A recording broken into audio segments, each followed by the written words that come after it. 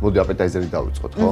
შენ ალბათ პურს მოამზადებ, მე კიდევ соуს. პური მაინც რა თქმა უნდა, ესეთი ტრადიციული საფუარის ბაზაზე არ არის, ეს იქნება გამაფხვიერებლით და კარაქით მოზელილი ცომი.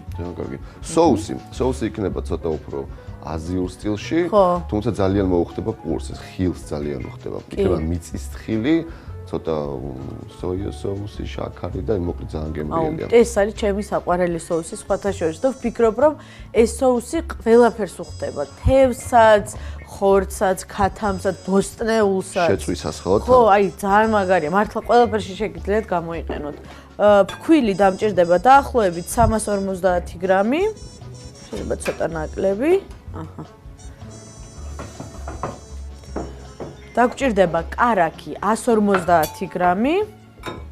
ჩავხეხავ ეხლა კარაქს.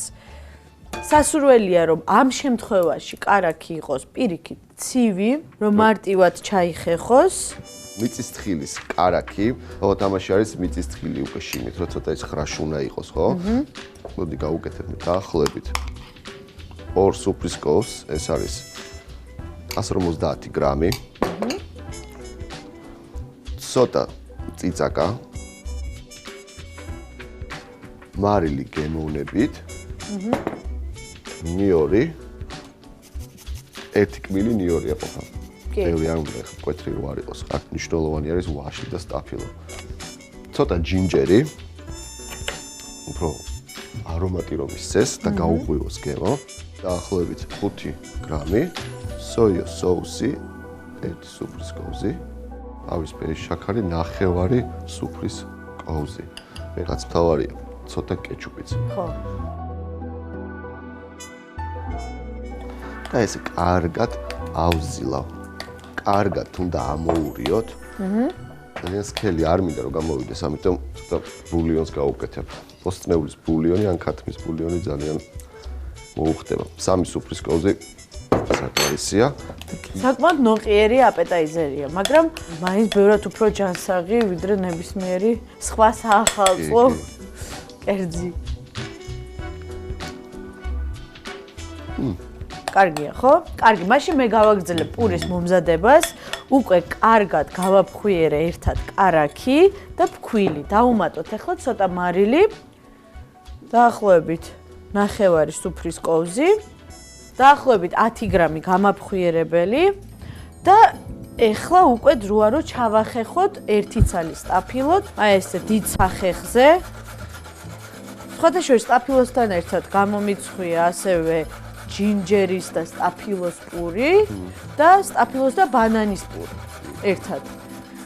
ეხლა ვაშლთან ერთად ძალიან საინტერესო იქნება მით უმეტეს აი ამ აზიური соуსის კომბინაცია, მე მგონი საინტერესოა ნამდვილად. და 2 ცალი ვაშლი. კანთან ერთად ვხეხავთ, რომ კანშიც ბევრი არომატია და ბევრი კარგი ვიტამინები. დავუმატოთ ამას 1 ცალი კვერცხი. შეიკრას კარგად. ხო, მასა უფრო გაერთიანდება. მოვზილოთ. თავის წვენსაც გამოუშვებს ახლა სტაფილო და ვაშლი, რომელიც შეკრავს აი ამ მასას. დავუმატოთ სულ ცოტა ყავისფერი შაქარი. ასე ვთქვათ, ბალანსისთვის 1 სუფრის კოვზი. მარტივი ცომია სხვათა შორის, კარგ ფერზეც არის.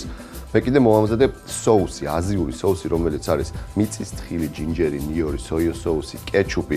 ეს ყველაფერი დაამშვენებს და მოუხდება ამ პურს. თან ეს აზიური ნოტები სტაფილოს და ვაშლს მართლა ძალიან უხდება. პირდაპირ მივცემთ ესეთ გუნდას ფორმას. გადავიტანოთ ფორმაში. ამ შემთხვევაში ვაცხობ მრგვალ აი ესეთ ნამცხვრის ფორმაში, უფრო ლამაზი იქნება ვიზუალურადაც და დამჭირდება სულ ცოტა ზეთი. ამოუსვათ ძირზე, რომ არ მიეკრას პური, მარტივად რომ ამოვიღოთ ფორმიდან. ჩავდოთ ეს გუნდა, ცოტა გაუსწოროთ ზედაპირი და გამოვაცხოთ პური 180 გრადუსზე 20-25 წუთით. მგონი შეუნდა შედო.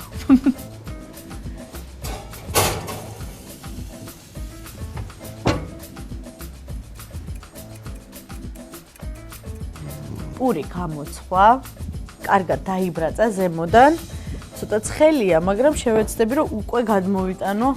არც ისე უკვე ცოტათი გაგრიოთ. რამაზია. აქედანაც კარგად დაიბრაცა. საკმაოდ რბილია. დავჭრი ხო? მაგარი.